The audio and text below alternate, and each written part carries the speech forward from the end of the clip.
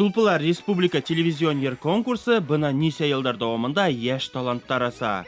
Февральдан ук башланып киткән бәйгелә республикабызның төрле төбәкләрендә яшәгән кыздар-малайдар үзләрен һынап карай.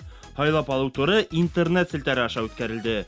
Ярмың һөюсе дусларыбызды абруйлы жюри баһалап, иң шәп катнашучыларны хайлап алды һәм Өфөгә сакырды. Ә икенче турга иһә яшькә карап 2 категорияла 12шәр катнашучы үтте.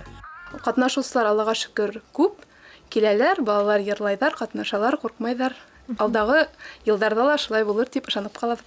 Сулпыларның шәп конкурс булуына шик юк. Алып барусы Айгөл менән Алмаз үзләре генә не тора. Улар режиссер, мөхәррир апайларның һәр әйткән сүзләренә колак халып, эшләрен yerенә иткереп башкара. 5нче ел алып барусы ролен башкарган Айгөл үзе күптәргә кәңәш бирә ала. Мәктәптән һәм югырып киләм дә һәм безне бирендерәләр, киендерәләр дә һәм күтәренке кайф менән төшәбез. Алмаз Айгөлдән бер дә калышмай.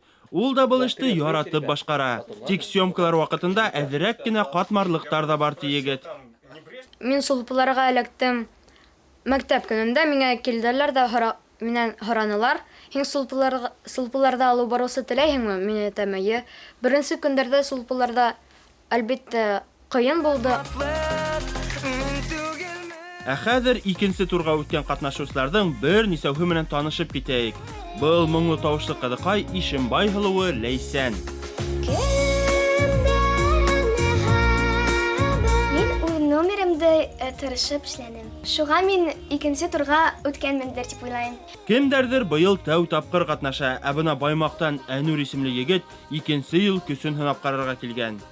Мин Сулпыларда 2 ел катнашкайным. Беренче елы беренче турга үттем. Икенче елы икенче турына үттем.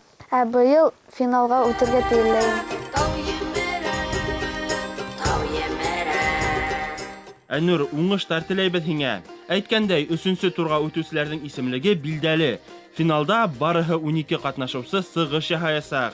Бәйге гадәттәгесә яңа ел алдыннан гала-концерт менән тамамлана. Марсель Мөхәммәтьянов, Наил Гайнуллин, Тау-Тау хәбәр өчен.